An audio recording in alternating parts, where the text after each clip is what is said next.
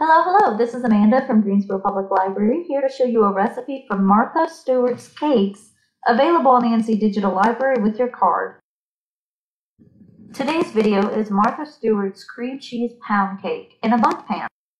The term pound cake comes from having a pound of each ingredient in the recipe. For your ingredients, you'll need all-purpose flour, salt, unsalted butter at room temperature, cream cheese at room temperature, sugar, eggs, and vanilla extract.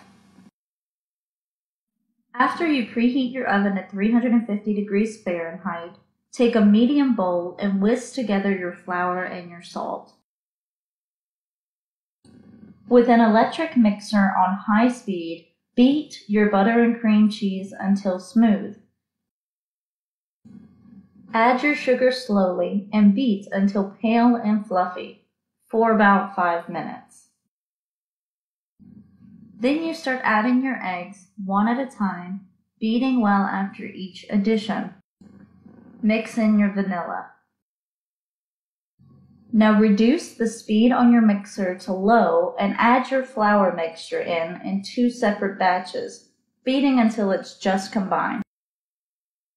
When the batter looks something like this, it's ready to go into the pan. Get a bundt pan that has already been greased and dusted with flour and scoop the batter in until there's no more batter in your bowl.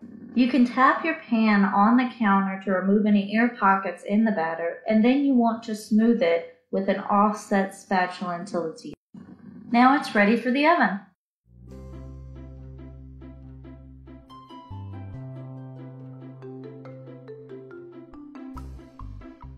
When the skewer comes out with just a little bit of crumbs on it, it's done. Transfer to a wire rack and let it cool completely in the pan. Thank you for joining me, and I'll see you next time with Cooking with the NC Digital Library. Have a great day!